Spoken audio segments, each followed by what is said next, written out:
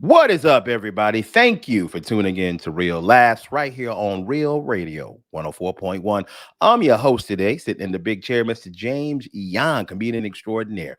I'm in studio with some really good friends of mine. We are your nightcap of comedy. I got some really good friends. First off, the gentleman who officially sponsors Real Laugh each and every week. He's the reason all this hilarity keeps coming to you guys. That's right. We're talking about Mr. Kaufman and Lynn, all right, from Kaufman and, well, I don't know why I'm saying it that way. I'm talking about Jeff Kaufman from Kaufman and Lynn. They've been representing and winning for people of Orlando for over 20 years. They're your personal injury lawyers. So, Jeff Kaufman, what is going on, my friend? Man, I got to knock out 3 straight shows with you gentlemen. Look at That's you. that's a lot. Thursday, Friday, and Saturday. It's amazing. Gotcha. Nice, nice, nice. We're going to talk about that in just a second. Also, one of the gentlemen, one of the founding fathers of all this hilarity, Mr. Miguel Colon Jr. Don't forget the Jr. because he know who his daddy is. What's going on, Miguel? I'm a founding father. I had a powdered wig. I was like, listen, everybody's free except for women and blacks. But, everybody else, everybody who's a people. Everybody who's a people, What about Indians? Oh, good call. Nope. Oh, man, we're narrowing this down. This ain't hard at all, man. What about Portuguese? Oh, we need ships, but I mean, I'm not gonna let them marry my daughter. So just, Other than that, everybody's free. It's a free world. I would read Miguel's history book every day. Yeah, it'd be amazing. We're gonna stop tyranny, so we're gonna stop the enslavement of people. No, we can pay taxes, man. I'm gonna pay taxes. They live on the other side of the sea. That's crazy. That's crazy. Now get back to work, son. Also in the studio with us, man, you guys know him. He's the man with many names. He was Baby Idris Elba. He was Thanos. He was the South Got Something to Say. He was cuter than James. That's right. And for March, he had a title about basketball each and every week. But today, he is Lil Doogie Howser, MD, a.k.a. the Godfather of Orlando comedy, Mr. Ken Miller. Ken, explain why you Lil Doogie Howser today. I don't know, B. I just needed a funny nickname, and Doogie Howser popped up. I feel like little Doogie Howser, even though he was already little, I feel like that's how black people would have referred to him. Oh, look, Suge, it's little Doogie Howser, Linda and Steven's kid. Hey, baby. hey, Miguel, you get sick? Hey, man, go down to the clinic. Go see my boy, Lil Doogie. Lil Doogie got you, bro. That time I fell on them 3 bullets outside that liquor store. He got them all out of me. I tripped and just fell on him. It was crazy. Yo. I kept that woman thought she recognized me, but I kept flaring my nostrils at her in the lineup. Even though I couldn't see her, I knew where she was standing on the other side of the glass. It's the key. Just look on the other side, mean. Hey, dude, true story. So me and my partner, before I got married, because I'm living the Christian life now. You know how when you would get oral sex, they call it getting brain, right? Yeah. So we used to call it getting doogie. Yeah, he was smart. Genius. Getting that doogie, bro. Well, that's because you guys knew something we didn't know what the show was on. Yeah, that doogie, bro. We used to call it that Frankenstein. That's hilarious. Oh my God, we got a special guest in the building with us from Madcap's Comedy this week. He will be headlining. We're talking about comedian Patrick Sisk in the house. Patrick, how you doing, brother? I'm great, guys. Thanks for having me so much. I appreciate it. And Ken, I used to call it a sin. That's what I call it. So, I'm a good Christian. I don't know about you. Patrick, you were a youth counselor, right? Yeah, I was a youth pastor for like 8 years. You were a youth pastor. Yeah, for 8 years, bro. Yeah, for 8 years. You got to explain that, brother. You was a youth pastor for that long, and now you're doing stand-up comedy. James, when them indictments come down, it's Patrick's I'll talk. No, I saw a lot of weird stuff going on. It's crazy because I used to be so clean cut and everything, and now I kind of look like fat Jesus. You do, it's weird the progression, but yeah, no, I was a youth pastor for 8 years, and it's and now I sometimes cuss on stage. Let me ask you this: how old were you when you became a youth pastor? I was 24 when I. Were you like the cool youth pastor? Did you sit with the chair turned around and you were like, "Hey guys, I'm just here just like you, I like to skateboard, I like to praise, and I don't masturbate because that's a sin." Yeah, that's it's like in my group, but everybody now the kid back. No, weren't the kid in the back? Okay, we normally didn't let the never mind. I'm not gonna say that. Okay, gotcha. Now Yeah. you got to tell me though, what led you to saying, you know what I'm gonna do? I'm gonna stop being a youth pastor. I'm gonna go do this whole comedy thing. Obviously, finance was never in your goals. Mm-hmm. Yeah, This yeah. youth People pastor money, I stacked up so much, I could just do comedy. Exactly. People all the time are like, "Oh man, are you making money in comedy?" I'm like, about the same as I was as a youth pastor. But no, I was a youth. I did it for 8 years, and then me and my wife at the time we were talking, and it was December of 2019, and we just decided, you know what, this isn't where we want to be anymore, and this isn't what we want to do, and we felt like we had served our time, so to speak, and so we kind of walked away, and then worked for a year in residential treatment facility for kids during COVID, and then we realized I was working like 60 hours a week, and I was getting cussed out by 13-year-olds and having to look up words that they were saying on. So it's like being a youth pastor all over again. Yeah, exactly. So then left. We were in Indiana at that time. Left Indiana, came down here, and the rest is kind of where we pick up. So. Okay. Do you remember your very first time, your very first show that you did with comedy? So my story is interesting because I started comedy when I was a senior in college. Okay. And my parents bought me a writing class, and I was like, man, this is what I want to do. And I remember doing a show at it was a place in Nashville called Spunky's, and it was a really really shady place. And so I get on stage, and I'm telling a joke, and there's this one lady who's not laughing the whole time. And so I thought, well, I've watched enough comedy that I can do crowd work. And so I look at her, I said, ma'am, you haven't laughed one time. Why aren't you laughing? And she looked at me and she said, I have stage 4 cancer. Jeez. And I went, oh. And she goes, and I went to chemo today, and I laughed more at chemotherapy than I have at your jokes. Damn. Yeah. Okay. Yeah. I mean, it hurt. And so, yeah, again, being the young comic that I was, the first thing I said, well, at least you don't have to come to my next show. And Wait a minute. Yeah, it wasn't the best. You didn't go over as well as you thought it would, right? Yeah, no, I was like, in my head, I was like, this will be funny. And that woman beat he was cancer. like, this is going to kill, and it just might have. Yeah, she beat cancer just to prove to you that you weren't funny. Exactly. She came back a year later with all her family and stuff. Exactly. Like, ma'am, if you're year. listening right now, come to Madcaps this weekend. I'll give you a ticket for free. It's on the house. Oh my God. Yeah. Man. So then I was doing that, and then graduated college, and my dad passed away. Okay. And so I was like, I don't feel like being funny anymore, and that's why I went into ministry and stuff like that. Got it. And then when we moved down here, one night I saw that there was an open mic about a mile down the road from my house, and my wife was like, "Hey, you need to go to that." I'm like, I don't know. And wait. I want to make sure I get this on record because most wives do not suggest that their husbands start going to open mic, but your wife did. Yeah, no, my wife was like, this is still your passion. She goes, just go check it out. Did she go with you to it? Oh, no. Okay, so she was like, get out the house, go to open mic. Exactly. I'm gonna take my bra off and watch TV. Exactly. Go. There you go. Follow your dreams, baby. Just get out the house. She told me, she's like, go to it. And I was like, I don't know. She was like, look, if you love it, keep going. But if you hate it, you don't ever have to go back. And she was like, I don't know. She goes, I'll sleep with you tonight if you do. And I was like, all right, I'm there. There you go. And so I did it. And it was actually funny. Yesterday was the 2-year anniversary of that. So 2-year anniversary. You slept with your wife. Nice. Man. Exactly. Yeah. It's been a long time. Gotcha. Congratulations, man. Yeah. Thank you. It's been a fun road. And I've had the pleasure of working with all you guys, except Jeff. I haven't actually worked with you, but no, it's been a wild trip. So I've enjoyed it. So when you were a youth pastor, did you consider it disrespectful to do it missionary style since you weren't? we prayed afterwards. You're like, we are lying to God. We're not out there in Africa right now. We can't do missionary. Every time I would sit there and I'd be like, Lord, bless this meal that we are about to. Never mind. Bro, we are ridiculous, man.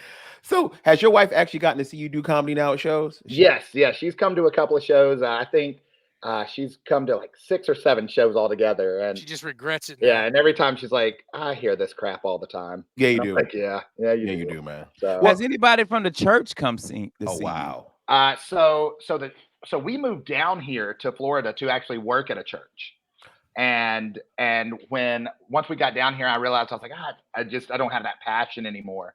And so last year I headlined my very first show at Madcaps, and I come out on stage, and my my pastor is sitting front row of the show, and I look at him and I was like, He it's brought about the to whole get weird.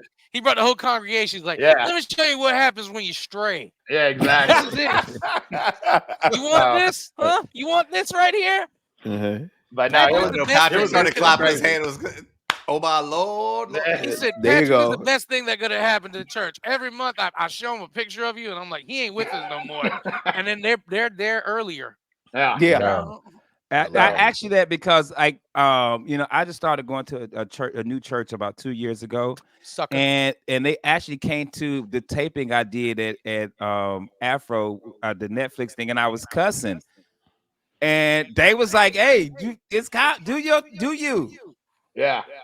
Yeah, no, my pastor is very supportive, and he comes to a couple of shows, and he's always like, man, just tell me what you need me to do, because I'm going to be laughing. And I'm like, all right, this is the kind of church that I want to be a part of. And the church that I used to be a part of in Indiana, no, they've never been to a show ever. They don't talk to me anymore. They're just snake handling. He left us because Exactly. he didn't have it. Stop it. He didn't have. Stop it. This one got fangs still. Hercules. Oh my God. Hercules. All right, first off, Miguel, look at me. I never went to a church with a guy named Hercules. You can obviously tell. That was not my church. That's hilarious, man. So you got 2 shows happening this weekend, man, at Madcaps and New Smyrna, man. Showtimes are at 7. Yeah, show's time 7 o'clock. And there's a new format over at the club that they're trying out. It's called Safe for Work Comedy. Mm-hmm. Yeah, okay. We're trying to do. They looked at the demographics of New Smyrna, and we sat back and said, all right, let's give the people what they want. And sometimes we would get up there and do the comedy of just say whatever you want to, do whatever you want to, and that works in some places. But New Smyrna, we realized that it wasn't working as well, so we're changing into this new process, and it seems to be, it's starting to get some momentum, and we're excited for the changes. Nice.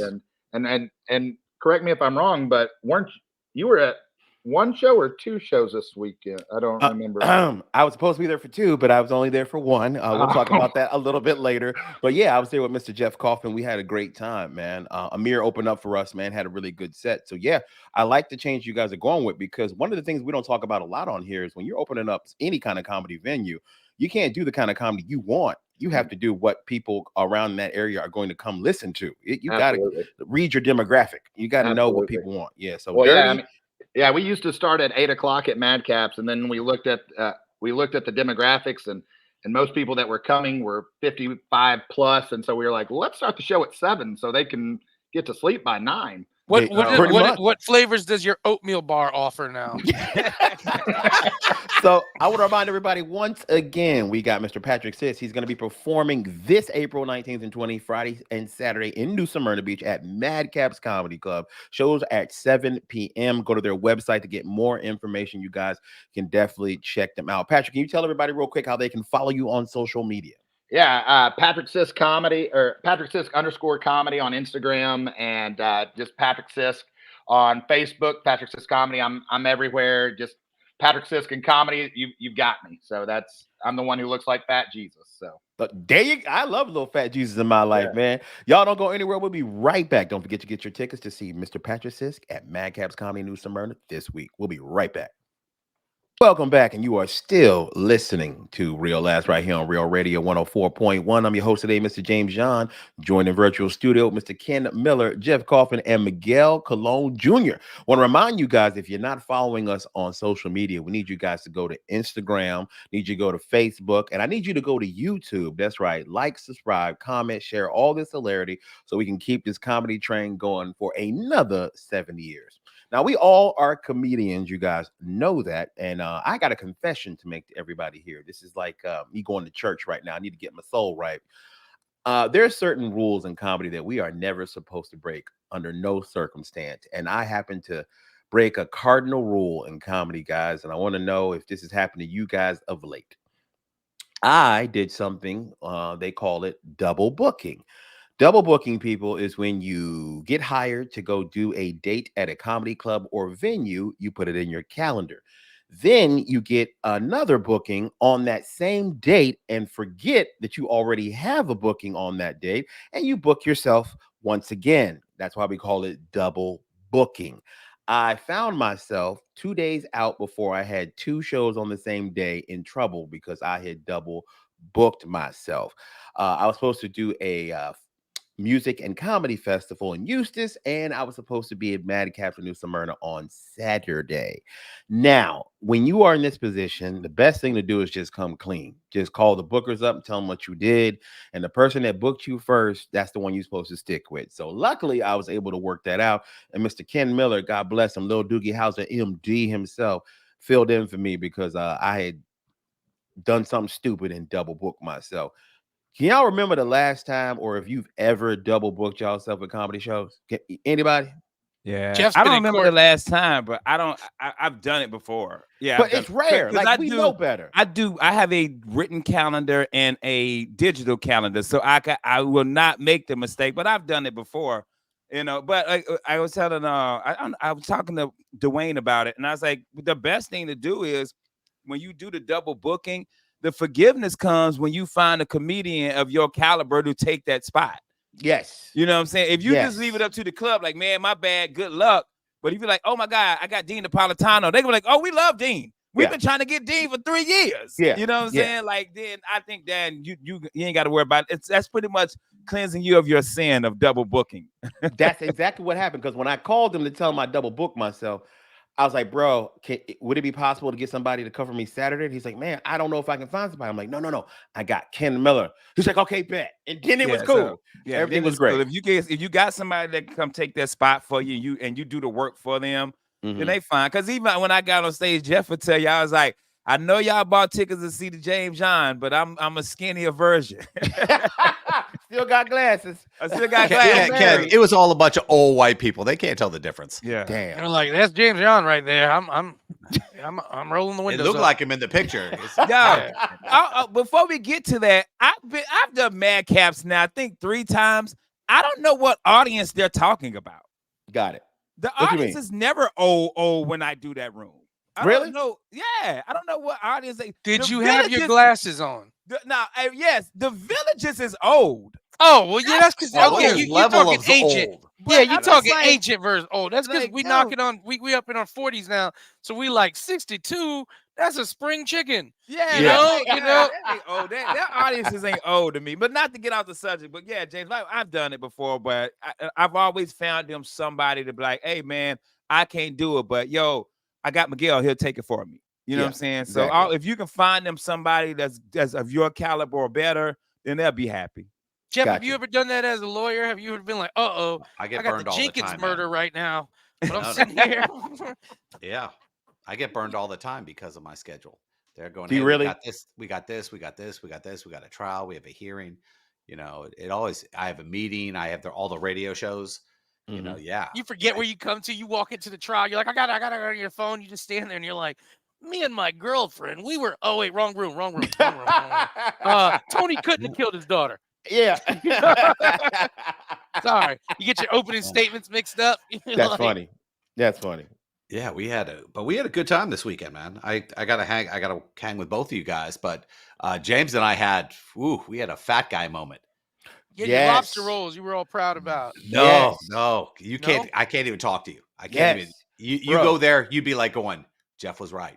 Yeah. This is the closest to heaven we gonna get. Granted, lobster rolls. this sandwich, I believe, cost $35. I believe that sandwich It's is a pound around and a half of lobster. a pound and a half of pure lobster on I'm top, gonna go on man. record here. Lobster's cool for me, but I've never been like, ooh, lobster. Oh, that Like, ain't it's for just you? me. No, it's Gotcha. good. It's just like I like butter, so I don't need a vehicle to eat my butter. Got And that's it. what lobster is to me, just a vehicle to eat my butter. Understood, bro. I love lobster, so I was in heaven. I love it, man. Eating Now, sea can you- cockroach. Ken can't do shellfish, right? No. Ken? No. But he You had the gotta, pizza. Ken, you I had a can't do pizza. shellfish. Nah, I'll do it. I just gotta take some Benadryl after. Damn, don't do So that. I'll be driving home. Nodding off like you did, like you busted in your veins, like you did some heroin. Hey, I'll be nodding off. But if I die, y'all know y'all gonna have to do a GoFundMe. You know why? Why? Because you gonna have to bury me with my mama, baby. Ruby May. Hey, I'm gonna mix it up. I'm gonna cut y'all like it's Coke. I'm gonna mix it up, and I'm like, Yep. boom. You gonna I cut done it up. turned, with my I done boo. turned, I done Hey. turned one Ruby May and one Ken into 3.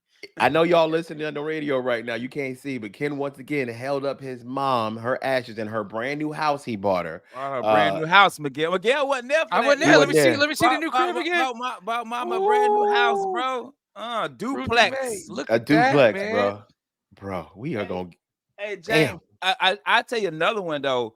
I've told comedians if you get bless you, if you get a gig and it pays more, I'll cancel that gig for you to book somebody, because I book hosts for like bonkers and they're like, hey man, I just got a feature weekend or headline weekend. I'm like, dog, go take that money. Okay, that's a great topic because you say that on a personal level as a comedian, but we've all had that thing happen with a comedy club or that booked us, or the booking agent that books us. And if we get a better gig, they get offended if you go with the better gig. Yeah, but that ain't right, this. because they cancel you guys whenever they want to. Yeah. I try not to 100%. I try not to, just because this is the thought on this. When nobody was offering money, you were the first person to offer me money. Yes. Now I got a better gig, but you hit me up way before. So I try to always honor it, and I'll skip the better gig just because you offered. Now, if there's something huge and we go back, this is where the problem is. Where it's like 3 months ahead of time and somebody offers me something and I'm like, hey man, I know I said I was going to do that June 15th for you. Is there any way I can get another weekend? That's a June 15th one night hosting. I've got June 15th, 16th, and 17th headlining somewhere. And then they get pushed back. That's where I have a problem. Now, when it's like 30 days away, I won't do it, just because we all know the pain of damn, I gotta get somebody else. I got all this. Plus, you offered me the gig and I took it. And by taking it, I said yes. I didn't say give me some time. Let me see this. But I do hate when it's way ahead of time and you're like, is there any way I could reschedule? Especially when it's like an insignificant post. Like, I don't want to say insignificant, but I'm a host. You can refill that host. God, yes, bro. yeah, 100%, dog. Or there's levels, and I agree with you, Miguel. There's certain levels too. Okay, if I cancel, it needs to be a great reason. Like if I'm getting $50 more, not a good reason. But if it's I'm gonna headline somewhere locally on a one-nighter, or I have the chance to go on the road with, let's say, Jim Gaffigan, I expect some understanding. Like, all right, bro. And it's got to be time. It's got to be the time though too, because you can't hit somebody up and, like, if a week later Jim Gaffigan hits you up, you got to cancel. You cancel, but you got to understand that you put them in a bad spot. Yeah. You know what I'm saying? Right. So you got to take responsibility for that too. What do you guys do though? They've done it to you, where a day before they go, oh yeah, we didn't get enough tickets. We didn't do this. Yeah. And you killed your schedule for that. You can't go to them and say, well, I don't care. Give me the money. Yeah, but I mean, if they've done it to me before, then it's easier. Yeah. Agree. You know what I'm saying? Then I'm like, you remember that time you had to do that to me? So we understand. Yeah. You know, and then but also, like I said, if I say I'm gonna do it though, I even if more money comes up, I don't feel comfortable canceling on them unless I have like a lot to it. Because I just hate the idea. Because then what they'll hit me up with, oh, well, we got a dude for cheaper, so we canceled on you. I don't want that. I don't want the money to be the factor for the canceling all the time, because then it does set me up for the position of, so if Ken said he would do it for 300 and I was supposed to do it for 4 and they cancel on me for Ken, I need to be cool with that, but I wouldn't be. So I never thought of it that way, to be honest with you. So that's how I work on that. But like you said, especially when it's time, especially when you're like, hey man, you booked me for this one nighter. It's 3 weeks away and I'm the feature, or it's 3 months away and I'm the feature.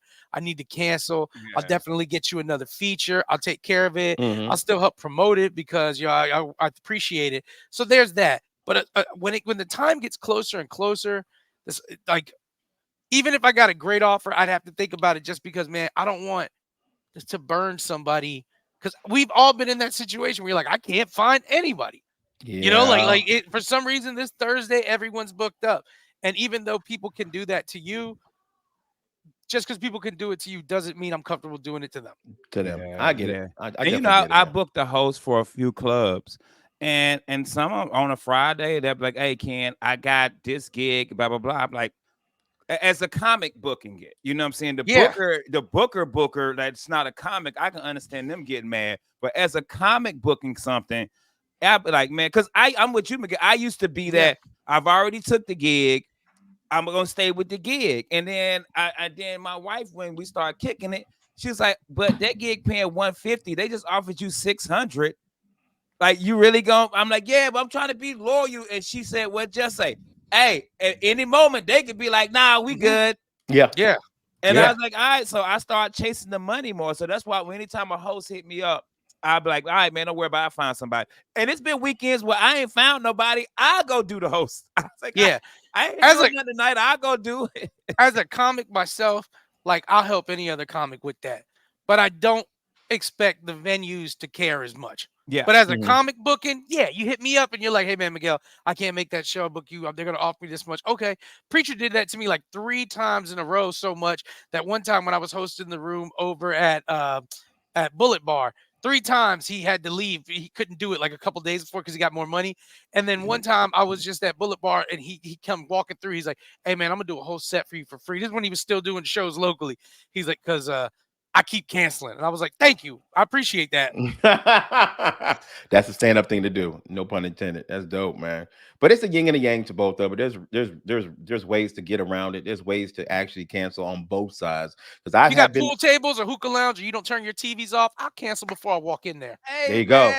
What you gotta get these hookah lounges, dog? Bro, it's horrible, man. Ain't nobody in a hookah lounge to do anything but smoke hookah and so drink gross. Fruit. Yeah, it's gross. It's so I smoked hookah on last Monday, bro, and and cigars don't even do this to me. I couldn't get the taste out my mouth. I was just hurting the next day. You should never go to prison. Yeah, that right. Ken, you start smoking hookah. Next day, you wearing a Bluetooth in your ear. You only button your 2 buttons. Yeah, chest hairs up. You're like, "Buddy, there's nothing I can do. 1,500 is the best deal I can do. 1,500. Don't walk away. He's got a holster for his iPhone on his hip. Yeah. I'm gonna do 13.5. You're taking money from my kids. I'll do 13.5. You're taking money from my kids. Buddy. Okay, buddy. I'm gonna clean one shoe in the mall for you. It's just, and I was choked. Like, I don't know how to even inhale it right. Like, I was just like, this is stupid, man. Give me a cigar, bro. Somebody got to light coals and they got to let it cook. I'm like, man, give me a rolled up piece of leaf and a lighter. They got charcoal on top of it. Yeah, we making hot dogs. What is going on in here? You gotta let the fire get hot first. All right, guys, don't go anywhere. We'll be right back with more hilarity on Real Laughs on Real Radio 104.1. Like everybody, you are still listening to Real Laughs right here on Real Radio 104.1. I'm still your host in the big chair. I'm joining virtual studio, Mr. Ken Miller, aka the Lil Doogie Howser MD himself, Jeff Kaufman from Kaufman and Lynn, our official sponsor, and Miguel Colon Jr. Now, guys, I got a beef, man. I can't talk about it with my wife because it's with her, and she. Hey, but is it the beef that need 2 gats to go to sleep? Yeah, that's the kind of beef we're talking about right here, man. I see you. You ain't even safe when you cross the street. I see you. Yeah, bro. Hey, you ever slept with a tech? Remember that, man? For real. My wife hit me with something the other day, and I just looked at her. I'm like, can you still get that line off in 2024? Really? That's what we're saying? The other day, for some reason, I forgot to take the trash can from the garage and put it to the curb for the trash day, right? My wife did. I did that too. Okay. But she hit me with, "Baby, I had to take the trash out because you forgot." I'm like, oh, my bad. I'm like, all right. And she was real salty about it. I'm like, well, is it really that big a deal? She's like, yeah, taking the trash out is a man's job. I'm like, can we still do that in 2024? No, they can do that. Okay, you can't do it. All right. I just wanted to know real quick. I just want to throw it out there. You ain't got a goddamn job. You ain't got time to take the trash out. Let me tell you how my dad would put it when you ain't have a job. Oh, you got a job. You got lots of jobs now. You went from having one job that paid you to lots of jobs, son. For real. This is a secondary billet for you, kiddo. Yeah, you also on trash duty. Yeah, trash duty, dishes. You got to go do some laundry, fold. You make sure the bed made up. But wait a minute. Clean up my But makeup wait a drawer. minute. I was already doing them jobs when they had a job. Yeah, Well, now you got to make sure to do them. Yeah. Yeah. Michelle stands up and says, "Get on your knees, baby." Just takes your head. Take that. Yo, hey Jay, true story, bro. This how I know that is a true thing. Yeah. I went on the road. I'm gone 3 days. Yeah. I'm gone 3 days. I come home. I'm like, yo, why does the house smell like that? My wife would not take that trash out. Bro, what is that? She said, I'm not. That's what you do. What if you were gone for 2 weeks? They would have set up in there. She would have just been opening the windows just for breeze. She's like, that's what you, bro. I remember one time she took the trash. I was on the road. It was like 4 or 5 days. Yeah. And I see her on the ring taking the trash out, and I open the mic. I say, look at you. She's, oh, I'm gonna kill you when you come home. Yeah. Got me taking the trash out. What you want me to do? I'm gone. Bro. But I was thinking to myself, okay, like Jeff said, bro, we can't get away with none of that. Like, I can't tell a woman that's a woman's job. Yeah, I couldn't do none of that. I'd be canceled. But the women would high five each other if they heard her say, that's your job to take the trash out. They'd be like, yeah, girl, you tell them. That's why we take it. That's why the Supreme Court putting them in check. Wow. They're like, that's your baby now. Yeah. Sorry, the men take the trash out. You keep that. Bro. Tell Miguel. He said, hey, man, you want to play these games? All right. Hey, all right. But real quick, do you guys still believe in that? Like, there's certain things that women should do and there's certain things that men should do. Y'all believe that at all? There's certain things in your relationship that one person's better at. So maybe they do it, but there's no genetics to it. I was with this girl one time. She was in a townhouse. We're upstairs in her place. We're in bed. And we heard like it sounded like somebody was rattling her door. And she was like, go check. I was like, this is your house. You know what I'm saying? I don't know who's allowed here, girl, man. You handle your tenants and your beefs. I'm like, we're in my house. I'll deal with that. But I don't know. You know what I'm saying? Go on here, girl. Feminism. I'm going to go in the bathroom with the phone. No, it depends on your relationship, okay? Like, I'm going to say it. I'm the man in my relationship. I do the man stuff. And normally women gravitate to me who, they want that. Now, some women want that beta man who, he's going to be doing everything for him, the cooking, the cleaning, everything else. He'll stay at home with the kids. But there are a lot of women out there who want that traditional role. And that's just that's choice. So that's how I live my life. And the women who want Jeff's traditional role are usually looking at their bank account like, I need to upgrade. Okay, daddy. Yep. Hey, I will say, Miguel, and you might have seen this, man, coming from a Latin household. I will say there is a certain pride that Latin women have with serving their man dinner. Yeah. I mean, there's cultural things that are always going to be that are always going to be a part of it. There's stuff. I feel like this. You can do anything that you think is a traditional gender role, and be proud of it. And you also gotta, recognize that that everybody can do it. There's just certain things in my culture and in my household that I'm more used to. Like, I do feel like I think of this. I think women put a lot more into getting ready and getting themselves ready when we're going out to something. Yeah. So I'm going to take the trash out. I'm going to go run outside in the rain to go get these stuff. I'm going to do this as long as I'm never doing it because I have to. There you go. Okay. And that's the same thing with the woman like serving you a meal. You said she takes pride in it. It's I'm already talking about women having rights. I see Jeff being like, he's doing it again. First they let him vote. And then no, man, it's about doing it because you want to do it for somebody. Anything you do, it's who you are. It's who you are. If you open the door, if you pick up the check, if you do certain things, that's just who you are. I don't do things because I said, "Oh, I'm going to be nice here." I do it because it's who I am. But you can't get mad if somebody else doesn't want it. You can never. I can't. I can just not be with that person. Yeah, you can just. I don't have to be with a person who's not compatible with my feelings and stuff like that. No, that's totally true. But you can't think that they're wrong. They're just not the one you're supposed to be with. That's it. Now, is there things that we just do because we gentlemen? It's not just a gender role thing. Like, we will open the door for our ladies. Like my dad. But I'll open the door for everyone. Okay. Yeah, that's the one thing. If I'm walking out in front of you, I'm gonna pull the door. Now I got a homeboy my partner Angel, he ain't walking through no door if a dude holding it. That's just him. I don't know if that's the Puerto Rican macho thing. I'm serious. Angel is not walking through any doors. If I hold a door, be like, you go ahead, kid. That's ridiculous to me. He would not walk through a door. Hold on, Miguel. Have you opened a car door for a dude? Yeah, because I worked for him. Okay. You know what I'm saying? Yeah. But a house door, it's ridiculous. Not a house door. I'm talking the car door. We're talking about a house door right now. I'm talking about a house door. Yeah, no, not a car. I would never open a car building door, a business. A building door, yeah. And I don't care that he does it. It's always been funny because I just sit there and we'll just sit there. I'm like, man, God, all right, dang, bro. It's just a door. What does he think? Yeah. What does he think will happen? Like as soon as you walk through, you'll turn around and be like, "What that butt do?" Yeah, looking at him go through. I don't know. It's always been our running joke, yo. It's always been funny. Like, go on, kid. I'm like, bro, nobody, man, go on, go, you go. No, you go. And by that time, the party over. Okay. Is there any rules that we got enough courage to say? Is there any rules that women should do? Yeah, don't fight a dude and get mad because you got fought. Oh wow! You know, like honest to God, nobody. Here's my rule: nobody should hit anyone. There you go. When the situations come up that you feel that you have to hit people, you have to win this fight.